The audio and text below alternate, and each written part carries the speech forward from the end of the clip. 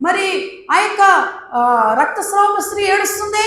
ఈ రక్తస్రావం అనే రోగము గత సంవత్సరాల నుంచి, కొన్ని సంవత్సరాల నుంచి నన్ను విడిచి వెళ్ళగా, నేను ఎక్కడికి వెళ్ళలేక, నేను ఎవరికి బాధ చెప్పుకోలేక, ఒకవేళ చెప్పుకున్నా ఎవరిని స్వస్థపరచలేక, ఏంటి బాధ అని చెప్పి ఆమె ఏం చేస్తుందండి?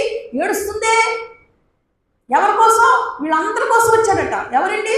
ప్రభువైన యేసుక్రీస్తు వారి భూమి మీదకి వచ్చారట. గట్టిగా చెప్పడం కూడా దేవుడు నామాన్ని మహిమపడతాం. ఎప్పుడైతే రక్తస్రావ స్త్రీ ఏడుస్తుందో, ఆ దుఃఖాభావంతులైన ఆవిడి, ఆ కన్నీరు కార్చిన ఆవిడి యేసు ప్రభు వస్త్రం చెంగును ముట్టుకోగానే ఏమొచ్చిందమ్మా? ఏమొచ్చింది చెప్పండి అందరూ? స్వస్థ వచ్చింది. అది 10 మంది కుష్ఠరోగులు యేసు ప్రభు దగ్గర రాగానే వచ్చింది, స్వస్థ వచ్చింది. చూసారా? ఆ స్వస్థ వచ్చినప్పుడు ఒక్కైనా కృతజ్ఞత కలిగి దేవుడి దగ్గరికి వచ్చాడు. మీరు 90 రేట్ వెళ్ళిపోయారు. అమ్మ స్వస్థ వచ్చిందిరా బాబు, దరిద్రం వదిలేసిందిరా బాబు, కుష్టి పోయిందిరా బాబు, ఆ యేసుప్రభు దయ వల్ల అనుకుని వెళ్ళిపోయారు. కానీ యేసుప్రభు ఇదిగో నా కుష్టి బాగు చేస్తావు, నీ కృతజ్ఞతలు, నన్ను ఏం చేయమంటావు, నీకోసం ఏమి ఉండమంటావు, ఎక్కడికి వెళ్ళమంటావు అని అడిగిన వాళ్ళు ఒక్కడు లేదు. ఈరోజు యేసుప్రభు దగ్గర మేలు పొందుకొని ఆ మేలు మర్చిపోయి లోకంతా తిరిగేస్తున్నారు. మళ్ళీ ఎక్కడో శ్రమ వస్తే మళ్ళీ యేసుప్రభు కనెక్ట్ అవుతున్నారు. లేకపోతే మూర్ఖులైపోయి అజ్ఞానుల వలె అంధకారంలోకి వెళ్ళిపోతున్నారు. అందుకే బైబిల్ చెప్తుంది, మీరందరూ తెలుసుకోవాల్సిన విషయం ఏంటంటే, యెహోవా యందు భయభక్తులు కలిగిన మీరు పరిపూర్ణంగా దేవుడిని వేడుకుందురుగాక. దుఃఖాక్రాంతులైన వారిని ఏం చేశాడు దేవుడు? ఓదార్చడా లేదా? రక్తస్రావణాన్ని ఏం చేశాడు? ఓదార్చడా లేదా? హల్లెలూయా చెప్పండి. 10 మంది కుష్ఠరోగులు ముట్టుకొని స్వస్థపరిచాడా లేదా? ఇంకా అతని దగ్గరికి వెళ్ళిన చాలా మంది ఉన్నారు అక్కడికి. ఏలియా కాలంలో చూస్తే ఆ యొక్క పరిస్థితిని చూసినట్లయితే మరి అప్పుడు కూడా ఆయన అద్భుతాలు దేవుడు చేశాడు.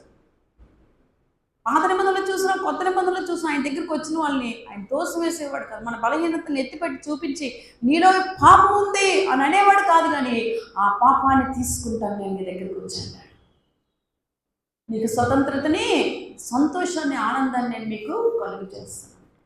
అటువంటి గొప్ప దేవుని మనం కలిగి ఉన్నాం కనుక వాక్యం తెలుసుకుని మీరు అంటున్నాడు, మరి మీరు దుఃఖాక్రాంతులై ఉన్నారా?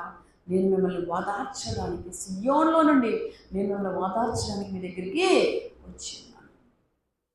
వెళ్ళాడు, వెంటనే ఆ ఊరు వెళ్ళాడు. ఆ ఊరు వెళ్ళకపోతే ఆ రక్తస్రావ స్త్రీ ఆయన వెనక నుంచి ఆ వస్త్ర చెంగును ముట్టుకోగానే ఆ ఊరు వెళ్ళినప్పుడు వెంటనే ఆమె ఓదార్పు పొందింది. అంతవరకు రక్తం కట్టలేని ఆవిడికి రక్తదారులు కట్టేసి ఆమె ఎంతమంది ఒప్పుకుంటున్నాను? హల్లెలూయా చెప్పండి. కనుక వాక్యం తెలుసుకుని మీరు యెహోవా యందు భయభక్తులు కలిగిన మీరు, దేవుడు మన కొరకు పుట్టి ఉన్నాడు కాబట్టి, ఈ విషయాల నిమిత్తం పుట్టి ఉన్నాడు కాబట్టి, ఏ విషయంలో మీకు ఎప్పుడైనా మనస్సు విరిగిపోయిన దుఃఖం మీ ముందుకు వచ్చిందంటే వెంటనే దేవుడిని జ్ఞాపకం చేసి మోకరించి కన్నీరు కాచి దేవుడు విడిచిపెట్టి ఈ పరిస్థితి నుంచి నన్ను విడిపించి రక్షించి ఆ దేవుడికి మొరపెట్టి విజయము పొందుకుందరుగాక. అంతేగాని మీలో మీరే నలిగిపోయి విరిగిపోయి నాకు బతుకులేదు, నాకు దారి లేదు, ఏ దేవుడు ఉన్నాడు, ఎక్కడ దేవుడు ఉన్నాడు అని బైబిల్లో ఈశ్వరుడు అలాంటివి ఏమి చేయకూడదు. మనం దేవునికి స్తోత్రం కాదు. దేవుడు ఉన్నాడు, ఎప్పుడు ఉన్నాడు. మన తప్పుని పెట్టే మన శిక్షా విధి వస్తుంది. కానీ దేవుడంతలు దేవుడు మాత్రం శిక్షించడు. ఒకవేళ మనం పర్ఫెక్ట్గా ఉంటే దేవుడంతలు దేవుడు శిక్షించినా సరే మనము శిక్షకు లోపడతామేమో కానీ దేవుడి మీద తిరగబడతాం. ఇది ఒకటి గుర్తుపెట్టుకోండి. ఎవరు దేవుడి మీద తిరగబడతారని అంటే ఆత్మీయత లేని వాళ్ళు 100 సార్లు పరిశుద్ధాత్మ దేవుడు చెప్పాడు.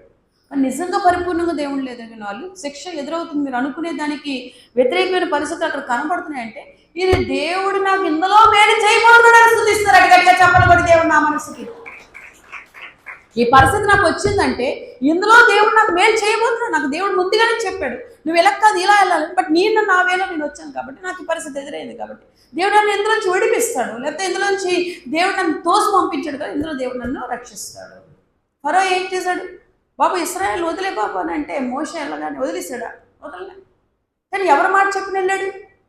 దేవుడు మాట చెప్పిన వెళ్ళాడు. దేవుడు మాట చెప్పిన వెళ్ళినప్పుడు వెంటనే విజయం రావాలి కదా. అక్కడ విజయం రాలే. ఒకసారి వెళ్ళాడు, విజయం రాలేదు. రెండోసారి వెళ్ళాడు, విజయం రాలేదు. కానీ ఎన్నిసార్లు దేవుడు వెళ్ళమంటే అన్నిసార్లు వెళ్ళాడు. విజయం సంగతి ఎవరు చూసుకుంటారు? దేవుడు చూసుకుంటారు. అక్కడ మోషే గొప్పతనం కాదు, అక్కడ ఎవరు గొప్పతనం? దేవుడు గొప్పతనం అనేది ప్రజలు తెలుసుకోవాలి. కాబట్టి దేవుడు అన్నిసార్లు మోషేని పంపించాడు. ఫైనల్గా దేవుడు కార్యం చేయబోదికి ఫరో విడిచిపెట్టాడు. హల్లెలూయా. అంటే అంతవరకు ఎవరి కార్యం జరిగిందండి? చూసా అక్కడ మోషే వెళ్తాడు కదా, వెళ్ళినప్పుడు కూడా ఎర్ర సముద్రం ఎదురైనప్పుడు కూడా మోషే దేవుడికి ప్రార్థించినప్పుడు ఇక్కడ అద్భుతం జరిగింది. అంటే మనం ఎవరిని ఆశ్రయించాలంటే దేవుణ్ణి ఒక్కడినే మనం ఆశ్రయించాలి. ఎవరికి ఎవరు గొప్ప కాదు, ఎవరికెవరు ఇక్కడ ఇది కాదు. ఎవరు గొప్ప అంటే దేవుడు ఒక్కడే. గట్టిగా ఆమేన్ చెప్పండి, హల్లెలూయా చెప్పండి. అర్థమైంది అందరికీ? ఎంతమందికి అర్థమైంది నేను చెప్పిన మాట? దేవుడికి స్తోత్రం. కనుక వాక్యం తెలుసుకుని మీరు ఏ విషయంలో మీరు దుఃఖ